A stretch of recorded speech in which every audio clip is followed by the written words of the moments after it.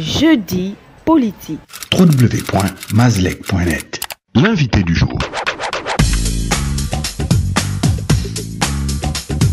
Nikez Sikout Ingenja, acteur politique gabonais, également par ailleurs membre d'organisations non gouvernementales, j'allais dire membre influent.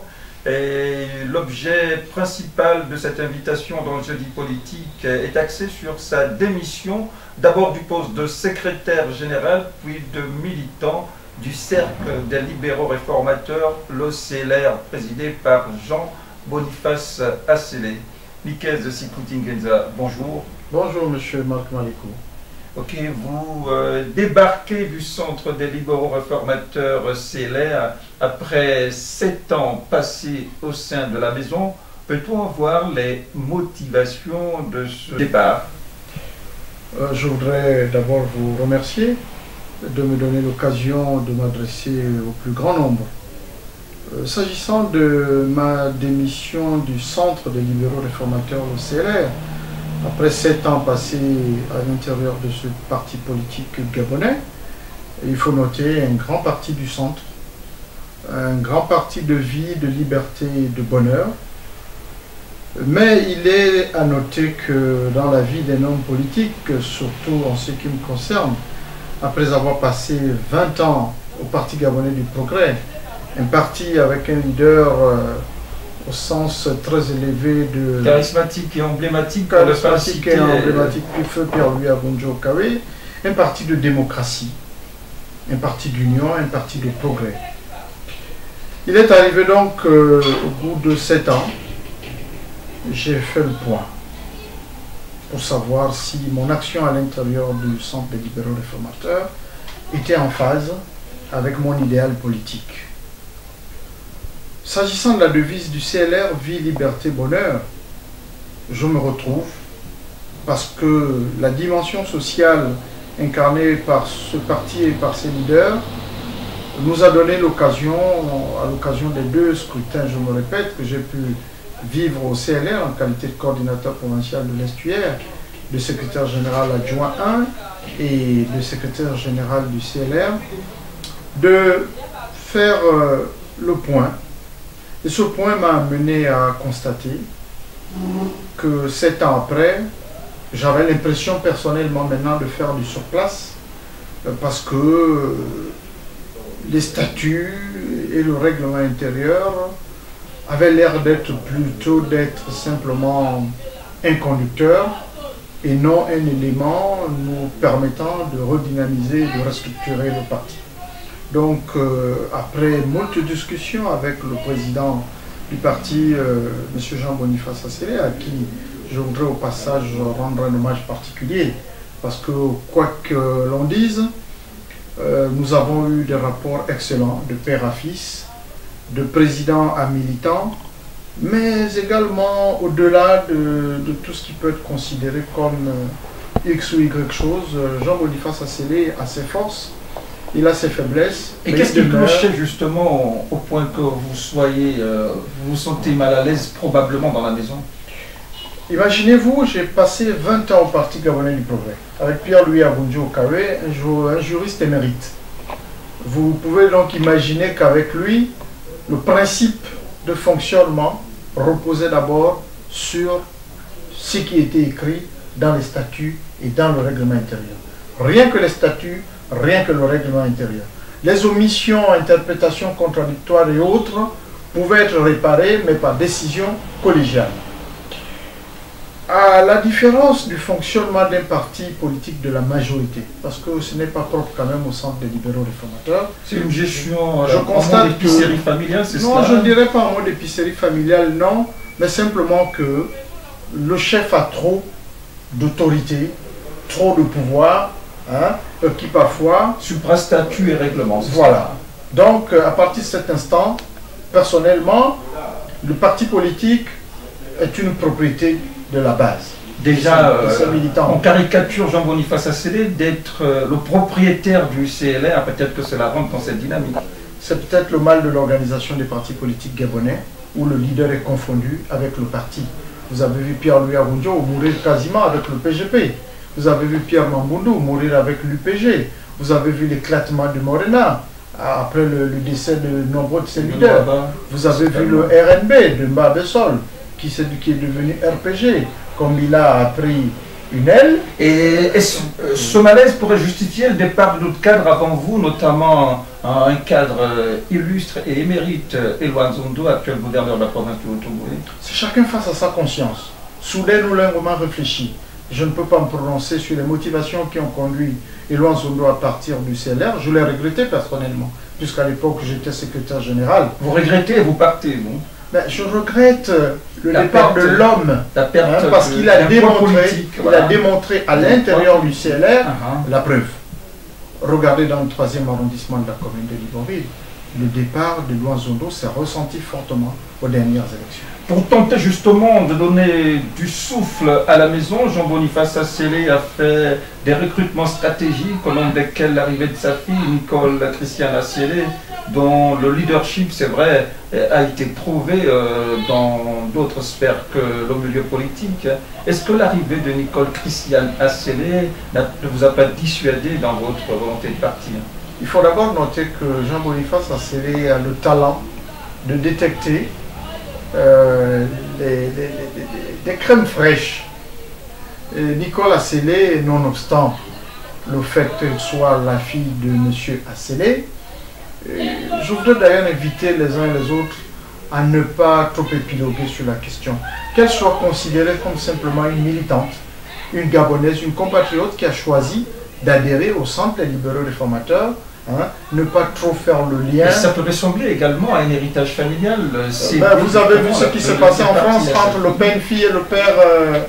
Mais est-ce que ce sont des exemples qui font école, ça? Mais moi je dis. Enfin, on ne remet pas en cause la capacité de Nicole Assélé à diriger. Mais qu'est-ce qui gêne fondamentalement si elle adhère au parti de son... Non, je ne le prendrai pas comme ça. Moi je dis c'est une démarche naturelle. Il ne faut pas oublier que Nicole est militaire. Et qu'il aurait fallu donc attendre qu'elle atteigne le grade qui lui donna la capacité de faire... Vous pensez que le CLR a besoin d'être caporalisé? Non, on n'a pas besoin de caporaliser le CLR. Nous sommes des militants libres. Si ça n'avait pas été le cas, qui viendrait peut-être imposer son dictat, quand on voit militaire en matrice. Sankara disait qu'en démocratie, l'introduction d'un minimum de doses de dictature était parfois nécessaire pour faire avancer les choses. Donc, elle n'est pas dictatrice, elle est rigoureuse, et son arrivée effectivement au CLR aurait pu, et je dis, m'a donné l'occasion d'attendre un tout petit peu.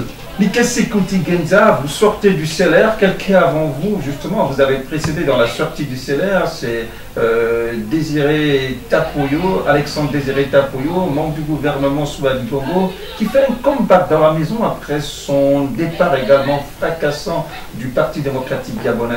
Donc le CLR, vous n'envisagez pas, vous, de marcher sur les pas de Tapoyo? Non, non, non. Déjà, analyse de son retour à la maison. Il faut dire que Alexandre Désiré Tapoyo n'a pas démissionné du CLR. Il a été exclu du CLR en août 2016. Donc, une mesure a été prise récemment au sein du Centre des libéraux réformateurs. C'est l'annulation des sanctions prises à l'encontre de tous les militants depuis 5 ans. Avertissement, blâme, expulsion. Et qu'est-ce qui motiverait ce passage d'éponge? Ça rentre dans le cadre du processus de redynamisation et de restructuration du CLR sous Nicole Assélé. En dépit de l'indélicatesse que l'on pourrait reprocher à chacun? Bon, vous savez, la politique, il y a parfois des parcours où il est préférable de ne pas trop poser de questions. Tapoyo est un militant valeureux. J'ai eu l'occasion de travailler à ses côtés. J'ai constaté d'ailleurs que dans les nominations qui sont sorties hier au CLR, il devient le numéro 2 de l'exécutif du CLR avec le poste de délégué général adjoint 1, l'équivalent de vice-président 1, donc chargé de l'implantation, poste qu'il a occupé autrefois, poste pour lequel il avait fait un travail formidable.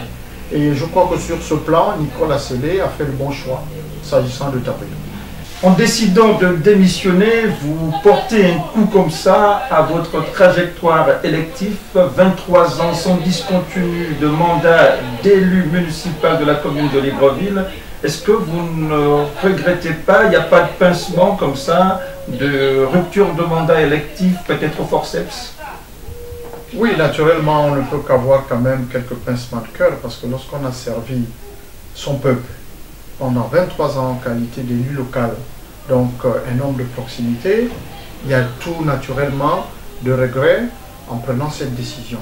Mais servir véritablement son peuple, on n'a pas besoin d'un mandat. Je suis à la disposition de mes populations au niveau du 4e arrondissement de la commune de Libreville. J'irai sur le terrain, leur dire le pourquoi de ma démission, sans polémique. Parce que je voudrais vous dire que j'ai beaucoup de respect et de considération pour Jean-Boniface Assélé, pour Nicolas Assélé, pour le CLR, ce parti dans lequel j'ai évolué pendant 7 ans. Donc j'y ai des amis, des frères, des sœurs. Ennemis aussi peut-être. Oh oui, il n'en manque pas naturellement. Je suis clair pour dire que à l'intérieur, comme un peu partout ailleurs, il y a des reptiles des forces antidémocratiques tapis dans l'ombre qui n'ont qu'une ambition, c'est de foutre le bordel. Je le dis comme ça. Et au CLR, il y en a. J'invite Nicolas Assélé à être vigilante, parce que le parcours sera semé de beaucoup d'embûches. Déjà que vous comptez sur son management martial, si on peut le dire. Nico Sikouti je Genza, pas de commentaire, ne m'embarque pas dans ces propos. On sait que plusieurs départs avant vous du CLR ont frappé à la porte d'à côté, pour ne pas citer le Parti démocratique gabonais au pouvoir, le PDG. La trajectoire de Nikel Sikouti Genza s'inscrit également dans cette logique.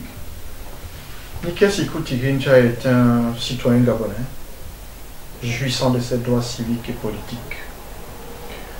Nikel Sikouti Genza refuse d'être un vagabond politique. J'ai fait le Parti gabonais du progrès, parti politique de l'opposition. J'ai passé un mandat en qualité d'indépendant. Je viens de passer 7 ans au Centre des libéraux réformateurs, CLR, une expérience de majorité. Je voudrais déjà être clair. Je ne vais pas virevolter, je ne vais pas aller à gauche, à droite. Je suis dans la majorité, je resterai dans la majorité. Est-ce que je resterai dans la majorité en adhérant une fois de plus à un parti politique? Je vous avoue que ce n'est pas fondamentalement mon choix. Mais on me demande de servir, je verrai bien, mais je ne prendrai aucune décision avant le 10 mars 2020. Voilà, une question d'actualité, c'est la question du dialogue national pour mettre un terme à ce que d'aucuns qualifient de crise politique larvée au Gabon. Vous avez votre idée sur la question? Je voudrais sincèrement m'interroger. 1990, 2019, 29 ans. Conférence nationale.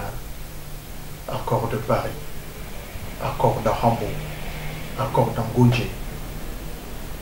D'accord en accord de modification constitutionnelle en modification constitutionnelle pour essayer de trouver un modus vivendi, dit-on, sur l'apaisement du climat.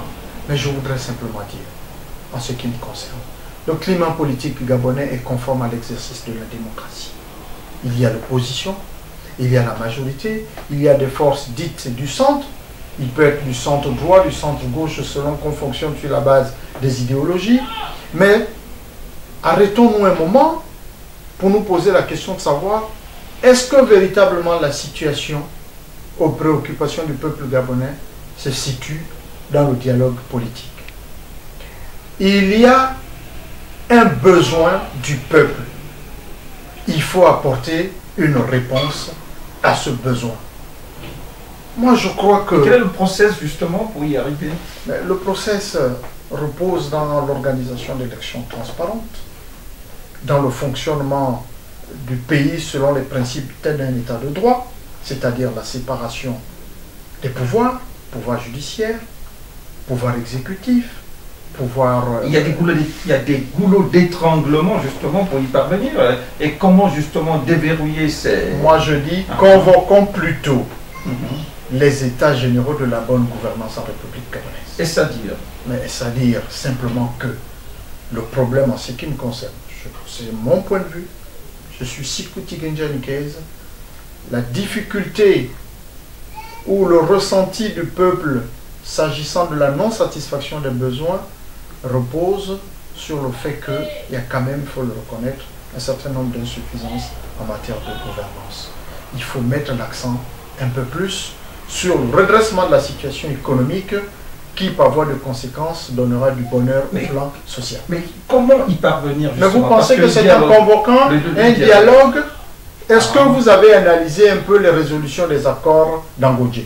Qu'est-ce qu'il manque dans les accords d'Angodje pour matérialiser un processus de bonne gouvernance? Alors comment faire pression au pouvoir pour y arriver, monsieur? Mais vous pensez que le dialogue tel que voulu, c'est ce qui pourra faire pression au pouvoir? Non. Moi je pense qu'il faut réorienter la réflexion. Le peuple doit être responsable de son avenir. Le dialogue voulu, je préfère, si on veut parler du dialogue, qu'on restitue la parole au peuple à la base.